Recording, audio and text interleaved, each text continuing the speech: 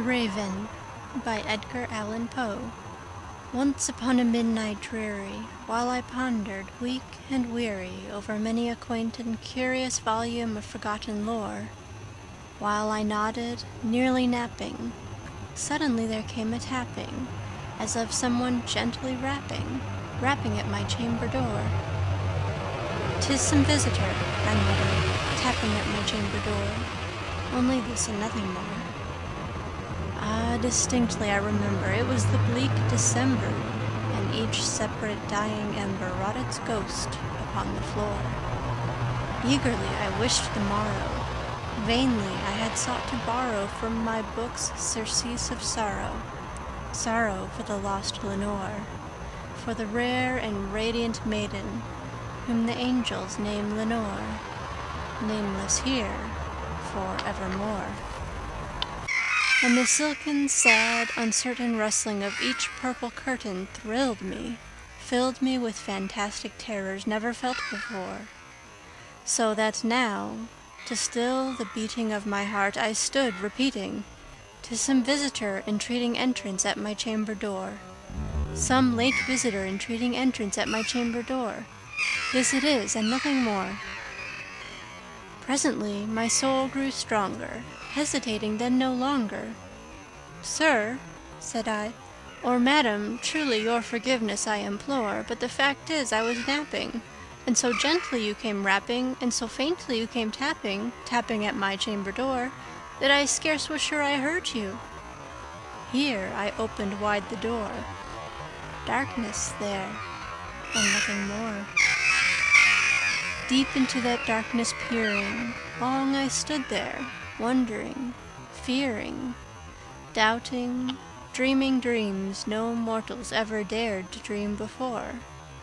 But the silence was unbroken, and the stillness gave no token, and the only word there spoken was the whispered word, "Lenore?" This I whispered, and an echo murmured back the word, "Lenore." Merely this, and nothing more. Back into the chamber turning, all my soul within me burning, soon again I heard a tapping, somewhat louder than before. "Surely," said I, "surely that is something at my window lattice. Let me see, then, what thereat is, and this mystery explore. Let my heart be still a moment, and this mystery explore. 'Tis the wind, and nothing more." Open here I flung the shutter when, with many a flirt and flutter, in there stepped a stately raven of the saintly days of yore. Not the least obeisance made he, not a minute stopped or stayed he, but with mien of lord or lady perched above my chamber door, perched upon a bust of Pallas just above my chamber door, perched and sat, and nothing more. Then this ebony bird, beguiling my sad fancy into smiling by the grave and stern decorum of the countenance it wore, "Though thy crest be shorn and shaven, thou," I said, "art sure no craven, ghastly grim and ancient raven wandering from the nightly shore. Tell me what thy lordly name is on the night's Plutonian shore." Quoth the raven, "Nevermore." Much I marveled this ungainly fowl to hear discourse so plainly, though its answer little meaning, little relevancy bore, for we cannot help agreeing that no living human being ever yet was blessed with seeing bird above his chamber door, bird or beast upon this sculptured bust above his chamber door, with such name as Nevermore. But the raven, sitting lonely on the placid bust, spoke only that one word, as if his soul in that one word he did outpour. Nothing further then he uttered, not a feather then he fluttered, till I scarcely more than muttered, "Other friends have flown before, on the morrow he will leave me, as my hopes have flown before." Then the bird said, "Nevermore." Startled at the stillness broken by reply so aptly spoken, "Doubtless," said I, "what it utters is its only stock and store, caught from some unhappy master, whom unmerciful disaster followed fast and followed faster till his songs one burden bore, till the dirges of his hope that melancholy burden bore of never, nevermore. But the raven, still beguiling all my fancy into smiling, straight I wheeled a cushioned seat in front of bird and bust and door. Then, upon the velvet sinking, I betook myself to linking fancy unto fancy, thinking what this ominous bird of yore, what this grim, ungainly, ghastly, gaunt, and ominous bird of yore meant in croaking nevermore. This I sat engaged in guessing, but no syllable expressing, to the fowl whose fiery eyes now burned into my bosom's core. This and more I sat divining, with my head at ease reclining, on the cushion's velvet lining that the lamplight gloated o'er. But whose velvet violet lining with the lamplight gloating o'er she shall press, ah, nevermore.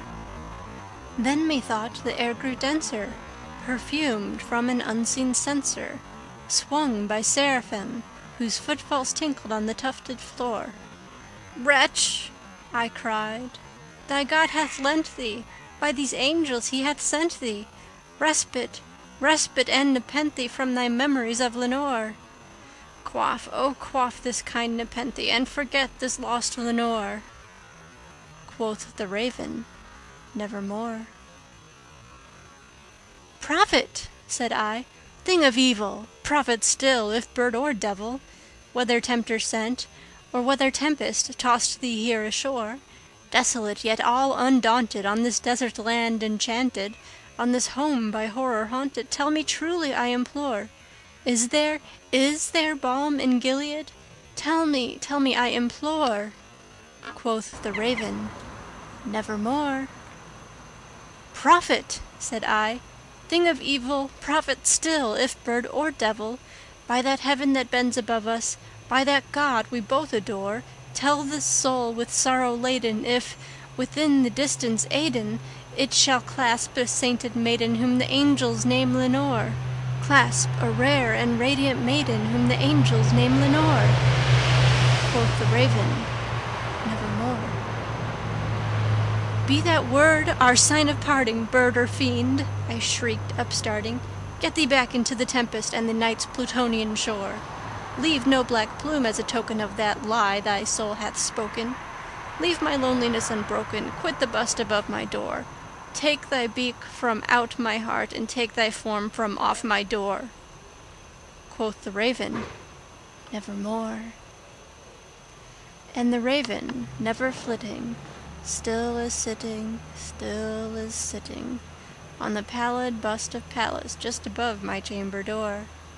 And his eyes have all the seeming of a demon's that is dreaming, and the lamplight o'er him streaming throws his shadow on the floor, and my soul from out that shadow that lies floating on the floor shall be lifted nevermore.